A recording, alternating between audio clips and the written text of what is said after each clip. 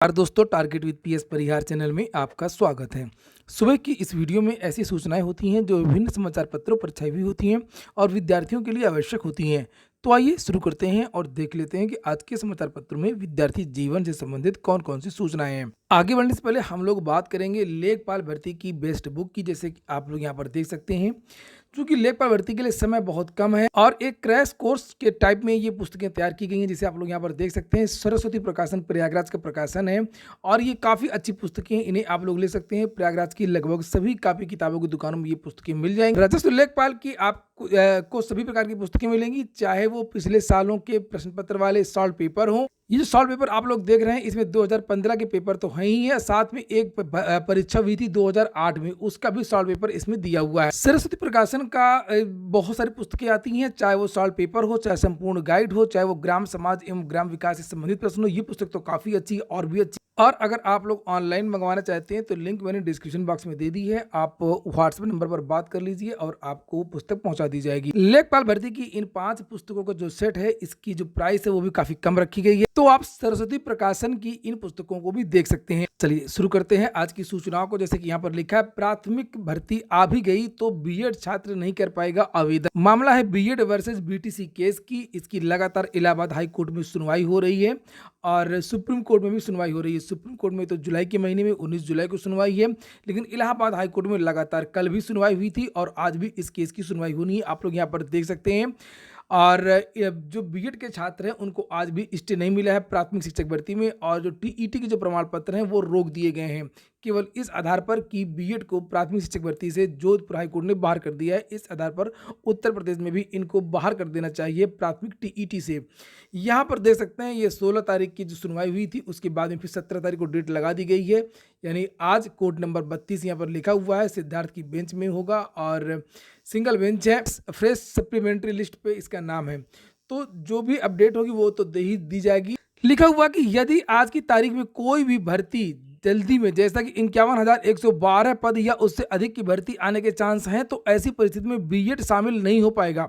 यद्यपि अभी supreme court से राजस्थान मामले में जो केस पेंडिंग है उस पर बीएड का भविष्य निर्धारण होगा, लेकिन बात ये हो रही है कि अगर आज विज्ञापन आ गया उत्तर प्रदेश में, क्योंकि टीईटी ने क्या रोक लगी गई है बीएड टीटी पर, तो इस आधार पर बीएड आवेदन नहीं कर पाएगा। वो बात अलग है कि सुप्रीम कोर्ट किसके पक्ष में निर्णय देता है, अभी इसके लिए इंतजार करना होगा। लिखा हुआ कि हाईकोर्ट इलाहाबाद से यदि टीईटी 2021 के प्रमाण पत्र पर रोक नहीं हटी तो बीएड न सिर्फ आगामी टीईटी से बाहर होगा बल्कि नई प्राथमिक शिक्षक भर्ती से भी बाहर हो जाएगा।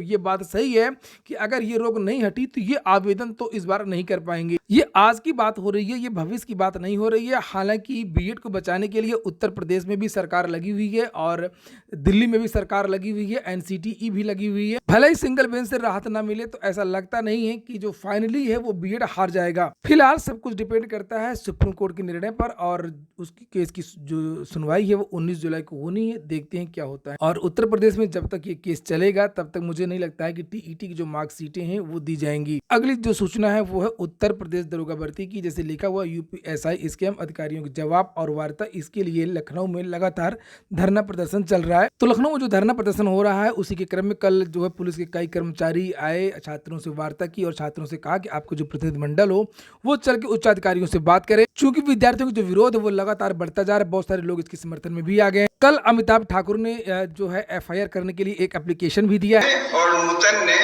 थाना हजरतगंज में उत्तर प्रदेश दरोगा भर्ती परीक्षा 2020-21 के संबंध में जो तमाम गड़बड़ियां सामने आई हैं उनके विषय में एफआईआर दर्ज करने हेतु थाना हजरतगंज को जन सुनवाई में प्रार्थना पत्र भेजा है, जिसमें यह कहा गया है कि प्रथम दृष्टया इस मामले में भर्ती बोर्ड और परीक्षा एजेंसी की मिलीभगत से गड़बड़ी की गई दिखती है, जो अब तक आए तमाम साक्ष्यों से साबित होता दिख रहा है। और ये पत्र पुलिस अधिकारियों को भेजा गया है, आप लोग देख सकते हैं। यहाँ पर डीवीपीएसटी के लिए लिखा हुआ कितने विद्यार्थी बुलाए गए हैं, किस तरीके से धांधली हुई है। एनएसआईटी जो एनएसआईईटी ये जो कंपनी है उसने किस तरीके से धांधली की है, बहुत सारी चीज़ें यहाँ पर लिखी गई हैं कि बहुत सारे लोग पकड़े गए हैं, इसलिए एफआईआर होनी चाहिए। जहाँ पर कुछ विद्यार्थी इसकी एसआईटी जाँच की मांग कर रहे हैं, वहीं पर कुछ विद्यार्थी इस भर्ती का री एग्जाम की मांग कर रहे हैं, तो वहीं पर कुछ ऐसे विद्यार्थी हैं जो चाहते हैं कि भर्ती में गलत जो छात्र हैं उनको बाहर किया जाए, लेकिन भर्ती को किसी भी सूरत में रद्द न किया जाए। विद्यार्थियों को डर है कहीं इस भर्ती का भी वही हाल ना हो जो हाल चकबंदी, लेखपाल और बहुत सारी भर्तियों का हुआ है। और भर्ती वैसे भी लेट आई 2016 के बाद में, फिर 3-4 साल और न कहीं चले जाएं। वहीं पर दरोगा भर्ती धांधली के बारे में आज के समाचार पत्रों में भी कुछ जानकारियां दी गई। जैसे लिखा हुआ, दरोगा भर्ती अलीगढ़ में तैनात धांधली का आरोपी सिपाही सस्पेंड कर दिया गया। भर्ती बोर्ड ने चुनाव परीक्षा में धांधली के सबूत विवेचना में किए जाएंगे शामिल। और यहाँ पर कुछ सिपाहियों की भी जो शामिल होने की जो सूचना है वो आई है। लिखा कि जांच में पता चला कि शुरुआती आधे घंटे तक गिने चुने सवाल ही हल किए गए हैं और बाद में 2.5-3 सेकंड में सवाल हल किए गए हैं। धांधली की पुष्टि होने पर कोतवाली में रिपोर्ट दर्ज कराई गई थी। अगली सूचना है इलाहाबाद विश्वविद्यालय की। लिखा, इलाहाबाद विश्वविद्यालय में 3 विषयों में शिक्षक भर्ती के परिणाम जल्द आएगा। आज से संस्कृत विषय के अभ्यर्थियों के शुरू होंगे साक्षात्कार। जंतु विज्ञान centre for theatre and film के लिए रिजल्ट का भी इंतजार है। और पिछले 5 माह में विभागों को मिल चुके हैं 48 शिक्षक। लिखा, इलाहाबाद विश्वविद्यालय 17 मई से संस्कृत विषय में शिक्षक भर्ती के लिए इंटरव्यू शुरू होने जा रहा है। इससे पहले 2 विषयों का इंटरव्यू हो चुका है। 20 मई को इंटरव्यू की प्रक्रिया पूरी होने के बाद में विश्वविद्यालय प्रशासन जल्द ही 3 विषयों में शिक्षक भर्ती का परिणाम जारी करने की तैयारी कर रहा है। अगली सूचना क्रेट एडमिट कार्ड को लेकर के है। लिखा हुआ, क्रेट के लिए 21 से 22 मई को जारी होगा प्रवेश पत्र। इलाहाबाद विश्वविद्यालय एवं संबद्ध कॉलेजों में संयुक्त शोध प्रवेश परीक्षा के लिए आवेदन प्रक्रिया सोमवार की रात 12 बजे पूरी हो गई। 11 व 22 मई को एडमिट कार्ड जारी कर दिए जाएंगे। और अगली जो सूचना है वो उत्तर प्रदेश अधीनस्थ सेवा चयन आयोग की। लिखा हुआ कि लेखपाल परीक्षा से पहले हजारों उम्मीदवारों ने जताई नाराजगी और आखिरकार क्या है भर्ती की परेशानी। अमर उजाला की ये न्यूज है। और विद्यार्थी जो कट ऑफ जारी की गई है उसको लेकर के लगातार आंदोलन कर रहे हैं, उसका विरोध कर रहे हैं, उसको लेकर के समाचार पत्रों में भी जानकारियां दी गई हैं। यहाँ पर आगे लिखा हुआ है कि उत्तर प्रदेश में राजस्व लेखपाल भर्ती की मुख्य परीक्षा का आयोजन 19 जून 2022 को किया जाना है। इस भर्ती का आयोजन उत्तर प्रदेश लोक सेवा आयोग द्वारा किया जा रहा है। हालांकि इस भर्ती में शामिल हो रहे कई उम्मीदवारों ने मुख्य परीक्षा से ठीक पहले अपनी नाराजगी भी जताई है। अपनी नाराजगी दर्ज कराने के लिए अभ्यर्थियों ने सोशल मीडिया में अभियान भी चलाया। उम्मीदवारों की मांग है कि राजस्व लेखपाल में मेंस के लिए पीईटी 2021 के अंकों के आधार पर शॉर्टलिस्ट किए गए उम्मीदवारों का कट ऑफ कम किया जाए और ज़्यादा से ज़्यादा विद्यार्थियों को मौका दिया जाए। हालांकि मांग ये है कि एक निश्चित कट ऑफ रखा जाए और जिससे विद्यार्थी आने वाली सभी भर्तियों में भाग लिख सके ज़्यादा से ज़्यादा। क्योंकि जो यूपीएससी की जो नीति है कि जो रिक्त पद हैं उसका 15 गुना विद्यार्थियों को मुख्य परीक्षा के लिए बुलाया जाएगा। विद्यार्थी इस नीति का विरोध कर रहे हैं। विद्यार्थियों को ये कहना है कि एक निश्चित कट ऑफ होनी चाहिए जिस तरीके से टीईटी और सुपर टीईटी आदि की परीक्षा में होता है।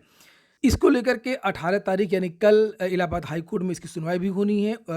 इलाहाबाद हाईकोर्ट की लखनऊ बेंच में इसकी सुनवाई होनी है और इलाहाबाद हाईकोर्ट में भी केस पड़ा हुआ है। इसकी इस सुनवाई 21 तारीख को होगी। अगली सूचना टीजीटी पीजीटी की है। लेकर 83 पदों पर निकले 2011 में विज्ञापन मिले करीब 30 पद। 50 पदों के अंतर में उलझा टीजीटी जीव विज्ञान का परिणाम। इतनी पुरानी भर्ती है, लगभग 12 साल हो चुके हैं, अभी तक ये पूरी नहीं हो पाई है। प्रशिक्षित स्नातक शिक्षक टीजीटी के वर्ष 2011 के भर्ती विज्ञापन में परिणाम को लेकर के नया पेज फंस गया है। 11 साल पहले निकले इस भर्ती विज्ञापन में 83 पद थे, लेकिन उत्तर माध्यमिक शिक्षा चयन बोर्ड इतनी पुरानी भर्ती हुई थी। विद्यार्थियों ने आंदोलन किया था तो पता चला था कि यहाँ जो बंडल था ओएमआर का वो पानी से भीग गया था। यहाँ पर देखिए बाद में चयन बोर्ड के निर्देश पर 2 वरिष्ठ सदस्यों की कमेटी ने जांच की।